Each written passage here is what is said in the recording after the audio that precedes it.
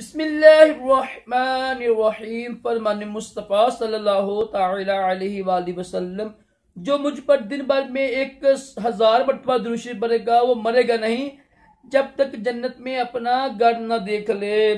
सल्लु अलल हबीब। सफेद लिबास पहनना भी सुन्नत मुबारक है। फर्ज आलूम के लिए दावत इस्लामी के मदनी काफिले में सफर करें, नमाज को इसके लिए हफ्तावार सुन्नतों पर इज्तिमा में शिरकत किया करें।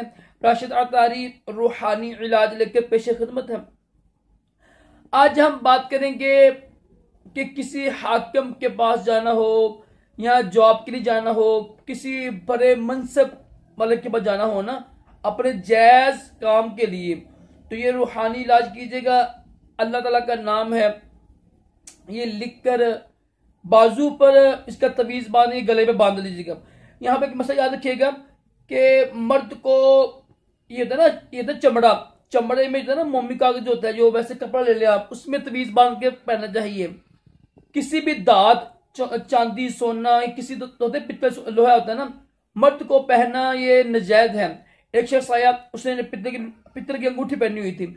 नबी पाक अलैहि सल्लम ने फरमाया, क्या वजह है कि तुमसे बुत की बदबू आ रही, बुत की बू आ रही है। वो गया और लोहे की अंगूठी पहन के आ गया, तो नबी पाक ने फरमाया कि तुमने जहन्नमियों का जेवर पहना हुआ है।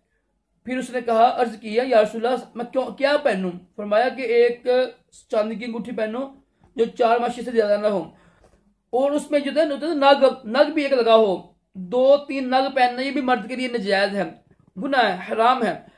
औरत के लिए चांदी सोने का तवीज़ पहनना जायज है। लोहे पत्थर का वो भी ना पहने, ठीक है, चमड़े का पहने, या मोमी जो होता है जामा होता है, जो भी कपड़े का पहनना।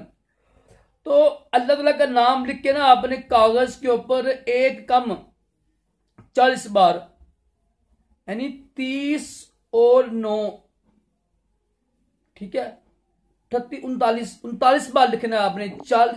एक कम 40, 39 बार, 39 बार लिखना है आपने। या अल्लाह या अल्लाह या अल्लाह लिखकर इसको कपड़े में बना लें, चमड़े में बना लें, मोची के पास जाके ना, तो ये पहने, बाजू पे पहन लें, सीधे बाजू पे या गले में पहन लें। इंशाअल्लाह जो हाकिम होगा, जो अफसर होगा, जो बड़े मनसब का होगा, जायज काम के लिए ये बहुत ही मुजरब है, ठीक है।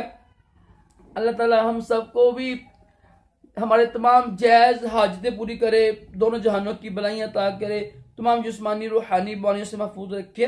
सल्लु अलल हबीब।